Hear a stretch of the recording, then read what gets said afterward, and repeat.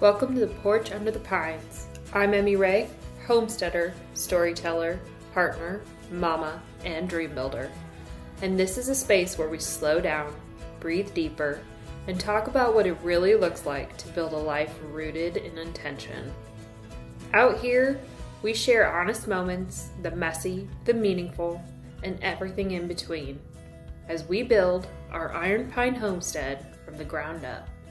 So grab your coffee, settle in, and stay a while on the porch under the pines.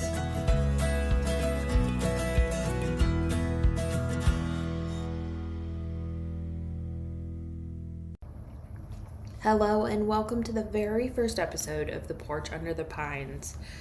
I want to welcome you from myself, Tomas, our 2 kids, 2 dogs, and 1 extremely capable hunting cat. We are currently building our Iron Pine Homestead from the ground up, and we just want to invite you to take a look at what this really looks like when starting a homestead. This is not the aesthetic version. This is not the slow motion, real version. This is the real life, muddy, dirty version. Because our first couple of months really were a learning experience for us.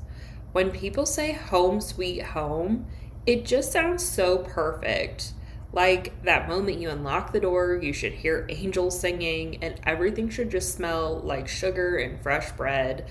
But that was not our experience. In fact, the entire loan process was just a nightmare. We started our loan process in September of 2025, and when I say that it dragged on forever, I mean forever.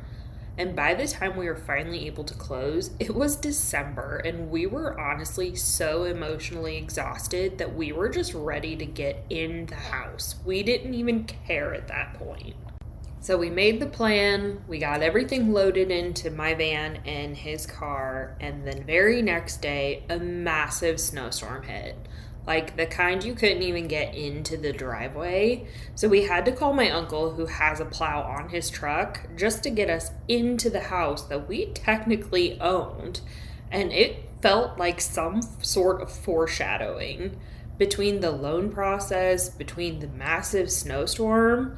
This first little intro to our new life felt like some sort of initiation, and it wasn't done with us. That very first evening, everybody got settled in with boxes everywhere, beds half made, and the kids and I were so exhausted that we all just kind of hit the beds, ready to fall asleep. I'm laying down after putting kids to bed. Tomas already had fallen asleep when I hear something in the kitchen that is just this faint scratching noise. After a while, I end up getting up and going out to investigate because it is driving me nuts. I'm a very light sleeper, and this was not a normal noise that I was used to hearing. So I get out there, and there is Penny, our cat, staring at the dishwasher like she is guarding national secrets. I have never seen her so intently stare at something other than birds outside of the window. I sat there for what felt like forever, and then the noises had stopped. So I just assumed that maybe it was a noise I wasn't used to in the house.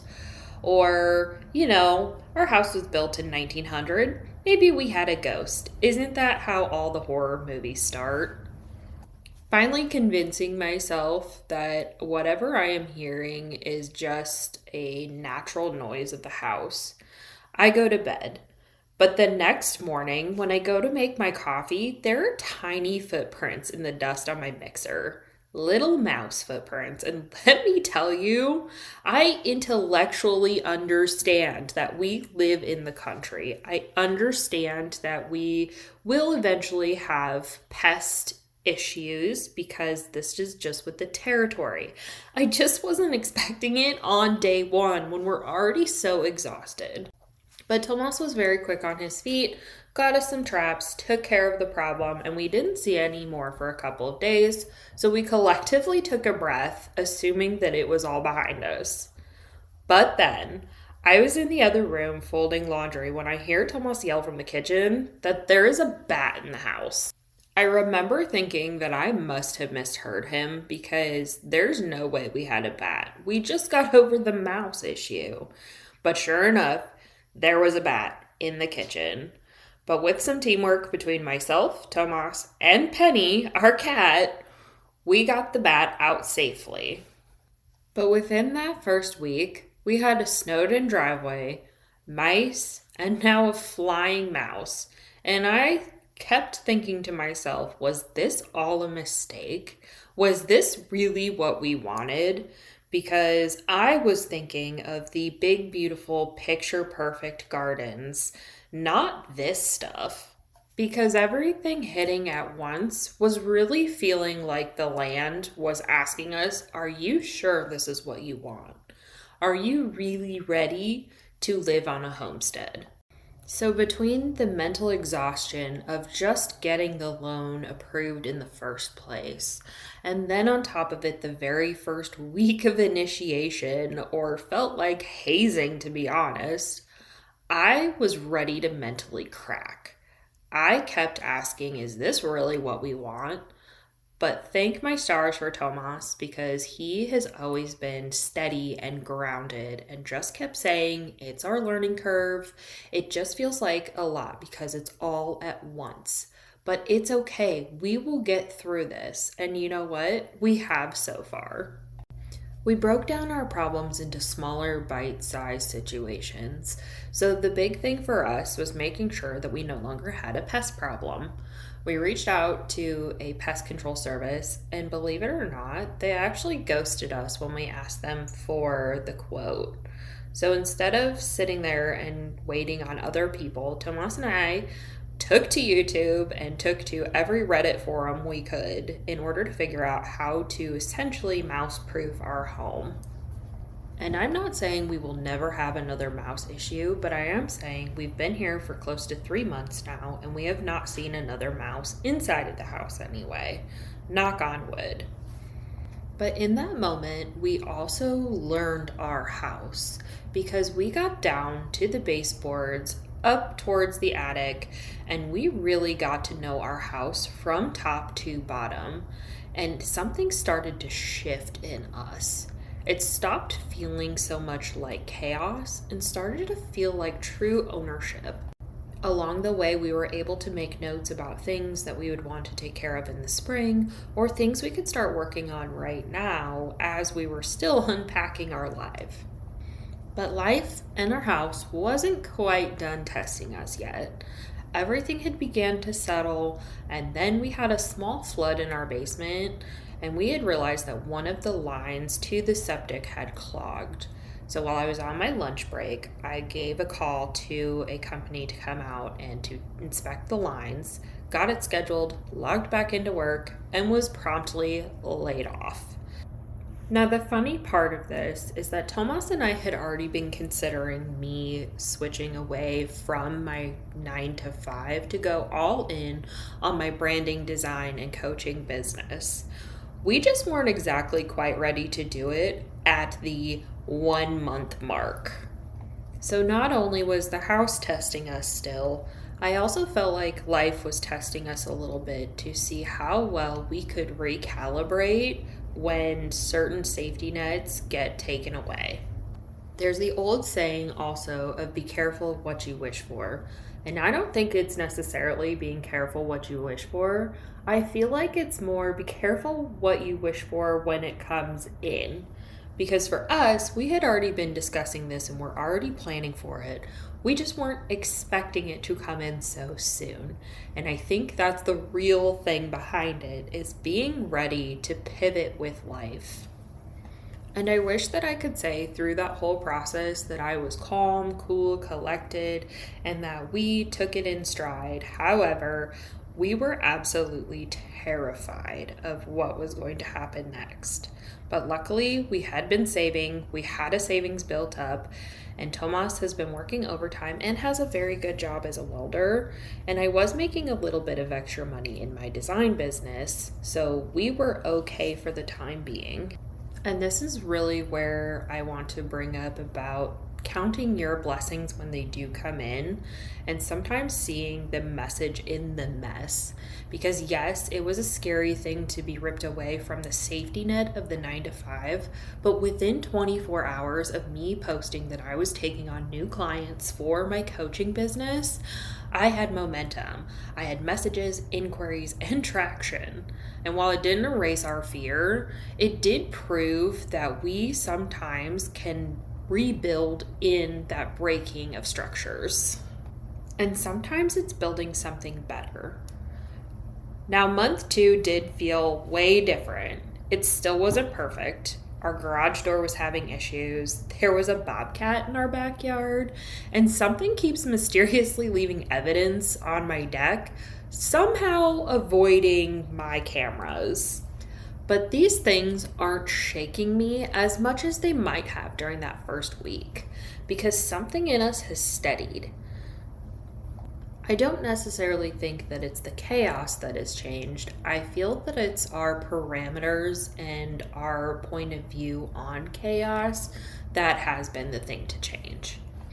As a collective in our family, we have learned to rely on each other and to help out and to break our problems into smaller bite-sized pieces so that we have it more manageable and less of that stressful, chaotic feeling. I've also noticed that in the first couple of months, we've learned to flow better and to pick up in our relationship the parts where one of us needs a little bit of help.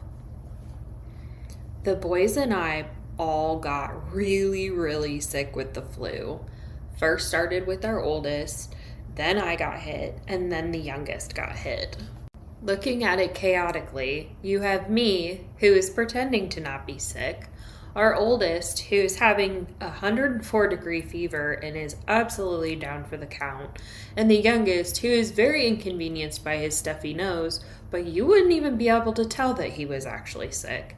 But it didn't feel like the end of the world. We broke it down into smaller, manageable things. I quarantined myself and the boys upstairs, that way I could be there for them while keeping Tomas away from the sickness as much as possible.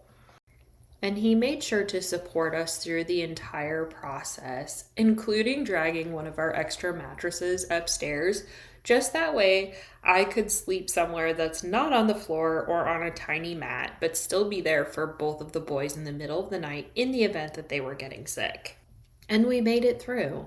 And if anything, I think it really helped structure our foundation even more in our relationship, because it's not always going to be a 50-50 partnership with your spouse or even with your kids. You're going to have to be able to lean in less or more of that percentage that you bring to the table, because some days you're just down and out. And I think that ties into homesteading so well, because some days it's not going to be a 100% beautiful, picture perfect moment, because sometimes you're going to have that dirt with those dreams. It means slowing down and enjoying even those chaotic moments. For us, a lot of the appeal of moving to a homestead was tapping into that slow life living. And I think a lot of people just assume that slow life means easy living. And it doesn't. It means a deliberate life. It means when that chaos hits, you're gonna hold it different. We had moments where there was fox in the field, and I understand that later, when we do have ducks on property, that might be a chaotic moment because they would be a threat to my livestock. But for now, I'm gonna just enjoy the beauty of them playing. I'm gonna enjoy those moments where we can drink our coffee, my coffee, the kids' coffee, and enjoy the sunrise or just snuggle in for a while. I'm not saying that every morning or every situation is going to just be slow and laid back and not have this energetic vibe about it, but it's breaking those moments down and just appreciating things in your life that do get slow and do make you appreciate even the chaotic moments, because you're building a dream. You don't just open the package and then there's a brand new life with the beautiful farmhouse and the garden aesthetic. You're building your dream life from that dirt. You are taking it brick by brick or piece by piece. You are weathering it crack by crack, storm by storm, decision and decision. And you are building this. This is a real time thing. And there is beauty in that. And honestly, I would not trade those first couple of months, even if they were messy and hectic, because they were humbling. They reminded us that this is something you have to work for. And I'm not here to say that everything needs to be a challenge or everything needs to be hard. And I'm also not going to say that everything should just flow naturally and easily. But you should be able to find a little bit of balance between the two and find that appreciation for those moments that are hectic and find the appreciation for the times that are calm. Because sometimes we have to go to a storm to get that rainbow moment.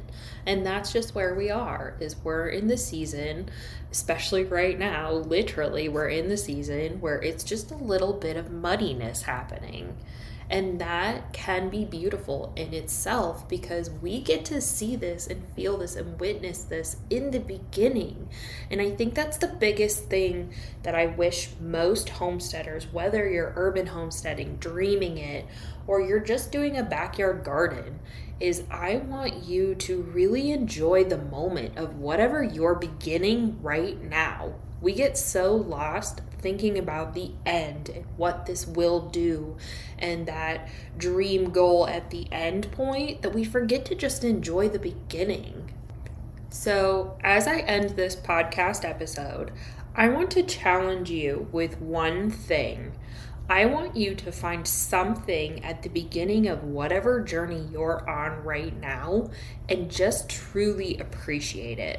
Whether you just say an appreciation out loud about it, or you write about it, or you tell somebody your exciting news about it. Just appreciate that beginning in some way. Appreciate it in your own heart because you are doing something. You're already living somebody else's dream, but you're starting your own journey and your own dream. And I want you to just be appreciative of that moment. The beginning is just as good as the end. If not, it's better because you're taking that first step. So today, what is one thing that you can be appreciative about, and how can you express your appreciation for that beginning step that you're taking towards your dream homestead, your dream garden, your dream life? How can you be appreciative of that in this moment? For us here at The Pine, it's literally us just sharing our stories so that you on the other side don't feel alone, because it's not always those aesthetically pleasing gardens. Sometimes it is that dirt and dreams, and that is our goal here, is to help you feel validated in whatever stage you're in, because it's a journey.